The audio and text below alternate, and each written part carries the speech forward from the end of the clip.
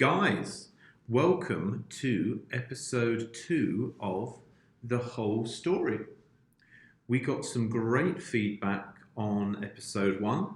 It got some good views, so we thought we would show you a few more features from Street Manager.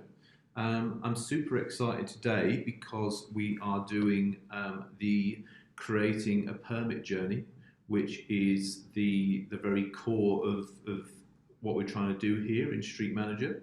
I'm Paul Chandler, product owner, and with me is Matt Shannon, service design lead. Say hello, Matt. Hello. And it's worth saying that episode 1 was recorded in a prototype environment where we were showing you some things that weren't formally built yet, but could be built one day. Episode 2 and these future episodes that we're going to do come to you from our demo environment. That is stuff that has been actually built for real. Everything you see exists in a real production version of Street Manager, and it's going to be used by our pilot group in the very near future as we work with them to continue to improve the service and develop new functionality. So, Matt, without further ado, that's create that permit. Okay, so I think it's worth just pausing for a second here on the map screen. Nice just to see this in all its glory. Matt's panning around for us, zooming in, zooming out. Go ahead, Matt, do a search at the street of your choice. Where will Matt go? I'm going to choose a street in Liverpool. So you'll note those search results. We've got properties there. We've got a fairly decent set of search results, but we've already introduced something into the Street Manager production line that we're going to be working on in the very near future, which is going to make some really good improvements to search and move it away from those the numbers that you see there, and you don't always get the right results in the current version, and we're going to be really improving the search functionality.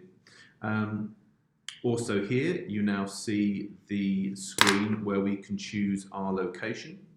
You'll see my works and third-party works, and Matt can toggle those on and off for us. Nothing happened there when Matt did this because we didn't go into this area before we shot this video and pre-populate a load of other works. But if they were there, then you would see little pins popping up and disappearing as Matt switched those layers off.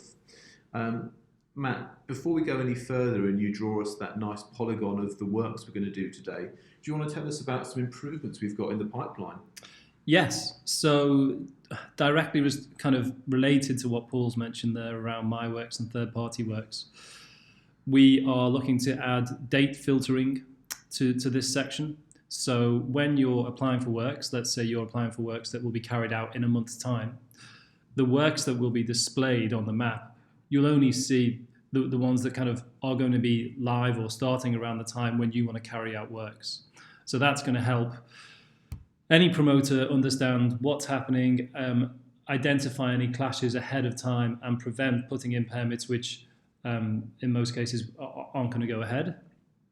The second one is the integration with the ASD data. So when I draw my location, I'm going to just draw a polygon here. I'm going to draw it across this junction here, so potentially quite a large piece of works. At the moment, we return data just from the NSG. This provides us with the USRN, the road category, where there's any traffic sensitivity. Currently, we're building a much better integration with the ASDs, so you'll see a full list of ASDs, and you can identify which of those apply to your works. So that will come. You're not going to see that today, but it gives you a sense of where we're heading with it. Okay, exciting stuff. So let's go ahead and create a permit application. Okay, Matt, give me a contact detail for this job. Our good friend Paul Gerard, an approved contractor, please. Okay, and a phone number.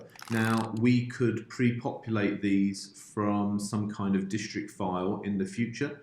That's not currently in Street Manager, so we're handwriting those for the time being. Okay, continue. Give me some timings, please, Matt. We'll do this job on the 1st of December, say. You can see that Matt is tabbing across to enter these dates. There will soon be a date picker, a little calendar icon that you can click on. You may be familiar with it from other websites. So that will be coming in the near future. And you can see here that it's given us our works duration in calendar days. Now, obviously, it's easier to calculate calendar days than it is working days. But I'm sure, like me, you'll feel a lot better when you see that working days calculation in Street Manager. It's obviously pretty important to what we do in Streetworks. Let's continue. Now, the activity type is an interesting area. It's brand new in Street Manager. And the idea is that if one is on an external facing website, for instance, some of the weird and wonderful stuff that gets written in description of works might not be that meaningful to you. Install 37 meters of polyduct, clear blockage, and then it goes on for 3 lines after that. So what we want is these clear activity types. This is just a placeholder list, don't worry about that too much. But say this is a new supply maybe, and Matt, let's give us a nice clear description of works. And also what these activity types are going to do is replace phasing in Street Manager. So interim to perm will be an activity type and there won't need to be this notion of distinct phases. Do we have an excavation on this job, Matt? Yes. Okay. And what is that doing to the system when you say that an excavation is required? Matt's giving me a blank look there. I was just testing him. What this is doing is telling the system that a reinstatement will need to be done at some point on this job. It's like a little prompt for you when you come to record your reinstatement. And I'll test Matt again. What works category have we got here? Well, I believe this is a standard works. He's passed that one with flying colours. Go ahead then, Matt, choose standard. You see Matt had to choose that at that time. Eventually, of course, the system will pick up that it's 5 days and default to standard works. We don't yet currently have a generated works reference number in Street Manager, so we're typing them out ourselves at the moment. That's not have a project reference number for this job, Matt. It's just a one-off. And this is going to be 2-way signals. There's no lane rental on this job yet. Goodness me, no. We could have a traffic management plan on this job, but we'll say no for the time being. I'd love to show you the attachment, the file upload journey, should I say. But this is quite a long video as it is, so we will show you that in a later episode. And let's continue. Conditions. So this is, again, something that's a bit new for Street Manager. This was a Cat 2 road, if you recall, Matt. So that's give ourselves NCT 01A. And again, this will default in future and save people having to tick these boxes and argue over them. No need to give us a comment, Matt. But I tell you what, why don't we add, let's scroll down, 4A. Let's add 4A to this job, Matt. And we can say removed by 5 p.m. each working day. You can argue over whether 5 p.m. is the right time. Do we want to be sending trucks out on the street at rush hour to make sure we pick up that spoil? I'm not sure. And we'll add 11A as well. We won't leave a comment for that one. And we can continue. Now, it's pulled through our location details from the map. At the moment, weirdly, you can edit road category, but don't worry, we'll be locking that down in the near future. Now, Matt, do you remember where you put your polygon? I believe it was in the carriageway and possibly in the footway. Okay. And a works location description. Do you know what location you drew that polygon at? I'm going to say Mather Avenue Junction with Allerton Road. Good local knowledge there, Matt. Okay. And that's continue. Environmental health notifiable? No, we're going to carry out this job at the normal times.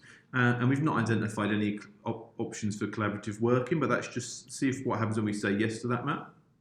We get some nice little further options there. And again, you can see how over time we could add more detail to this and improve the area of collaborative working in Street Manager. But that's say no for this one. And we'll continue. And here we get our check our answers screen. Tell you what, scroll down a little bit, Matt. And what we'll do is we will just, I tell you what, let's say environmental health is notifiable.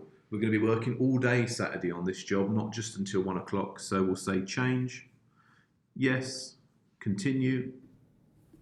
And we can scroll up and down, review our answers. We see that the no has been changed to yes, and we can go ahead and submit that permit.